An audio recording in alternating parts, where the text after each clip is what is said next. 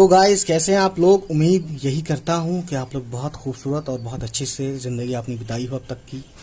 तो देखिए दोस्तों, ये आपको बताया था मैंने पिछली वीडियो में, ये इसको आपको उर्दू में लिखना है, ठीक है। और उम्मीद है कि आपने लिख लिया होगा। जिसको नहीं समझ में आया मुझे आप कमेंट करके बताएं कि किसका आपको समझ में नहीं आया, ठीक है। चलिए फिर आगे बढ़ते हैं और देखते हैं क्या है। आज हम बात करेंगे पार्ट नंबर 7 की, ठीक है। तो गाइस, इसमें हम बात करेंगे पार्ट 7 है ये। और पार्ट 7 में देखिए क्या लिखा हुआ है, पढ़ते हैं इसको। ये है बे, पे, ते, टे और से, ठीक है। के मिलाने का तरीका, यानी कि इसको मिलाकर जब हम वर्ड बनाते हैं, उर्दू में जुमले बनाते हैं या लफ्ज बनाते हैं तो कैसे बनाते हैं, इस तरीके की बात की जाएगी इसमें। तो गाइस, इसमें हम सिर्फ बात करेंगे बे, पे, ते, टे, से, है ना। और इनका रूप, ठीक है, इनका रूप एक सा होता है ना। रूप एक सा मतलब दिखने में ऐसे हैं, जैसे कि ये यूं चल रहा है, ठीक है, और यूं ही चल रहा है। बस किसका फर्क है, पे, ते, से, ठीक है।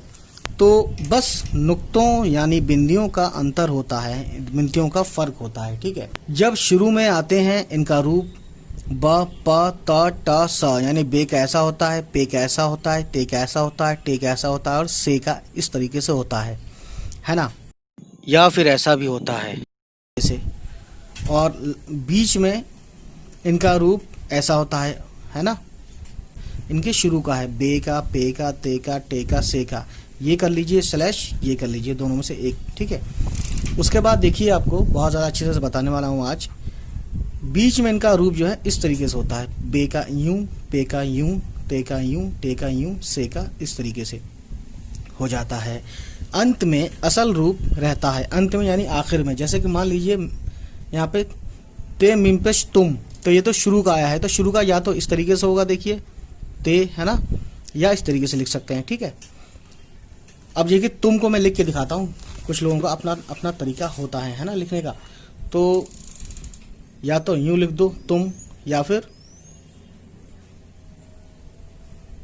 ये सब एक ही तरीके हैं, ठीक है। तो शुरू में ते इस तरीके से, ये ते है, क्या है, ये ते है, ठीक, ये या ये, है ना। तो ये चीज़ बताने की कोशिश की गई है आपको। अब उसी तरीके से हम आगे बढ़ते हैं। देखिए तो टब, टब में टे इस तरीके से होता है, जो कि आपको बता दिया गया है। शुरू में टे इस तरीके से है ना, या इस तरीके से। तन, पर, बन, यहाँ पे पे पहले है, पे के नीचे नुक्ता आता है, और पे रे ज़बर पर, ठीक है, ये लिख दिया गया है, मिला के आपको बताया गया है ना। से टे ज़बर सट, ते बे ज़बर तब, बुत, पे टे ज़बर पट, बे टे ज़बर बट, है ना। जितना, अब जितना में जीम पहले आया है, तो कैसे लिखा इन्होंने, मैं आपको और बता देता हूँ लिख के। जितना, देखिए ये जीम है, जीम तेजर, ये ते है ना, इतना ते है, ये दो नुक्ते।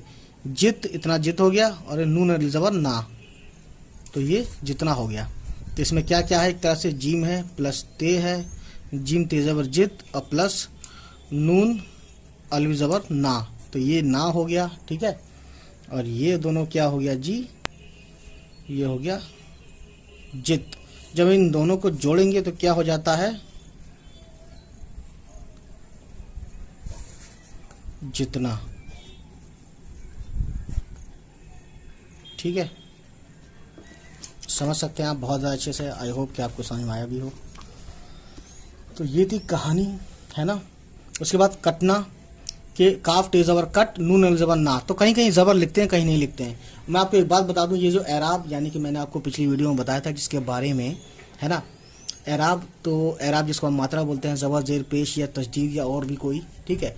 तो इनका यूज़ जो है ना आगे जाके नहीं होता है, आगे होता ही नहीं है, लोग खुद ही समझ जाते हैं। और किसी किसी में ज़रूरत पड़ती है, कन्फ्यूज़न दूर करने के लिए लिख देते हैं, ठीक है। जैसे इस का या उस का, तो इस और उस में फ़र्क आ जाता है। जैसे कि मान लीजिए हमने लिखा यहाँ पे एराब है, एराब जिसको बोलते हैं ज़बर, यहाँ पे इस लिखा, इसने मेरा नाम लिया, या उसने मेरा नाम लिया, तो यहाँ पे कन्फ्यूज़न दूर करने के लिए इस बोलते हैं करीब के लिए, नियर, है ना, और उस बोलते हैं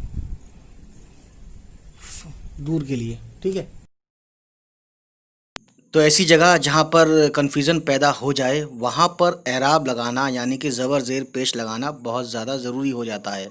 अदरवाइज़ बड़ी क्लास में ये आपको एराब हर जगह नहीं मिलेगा। ठीक है, कितना काफ से है, ठीक है, कप है।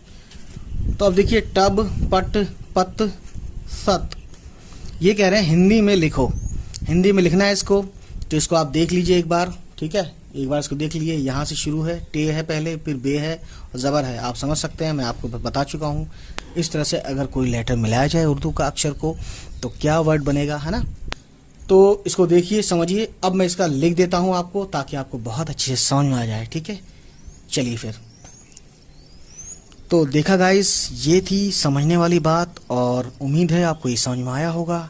तो नेक्स्ट वीडियो में हम बात करेंगे, ठीक है, नेक्स्ट वीडियो हम बात करेंगे अगले पार्ट की, पार्ट 8, ठीक है, चे चे हे खे के साथ। तो इसके बारे में हम बताएंगे। तब तक हमारी वीडियो को देखें, समझें। जो लोग हिंदी से उर्दू सीखना चाहते हैं उन सभी को मेरी वीडियो शेयर करें। चलिए फिर मिलते हैं अगली वीडियो में। Bye bye, take care.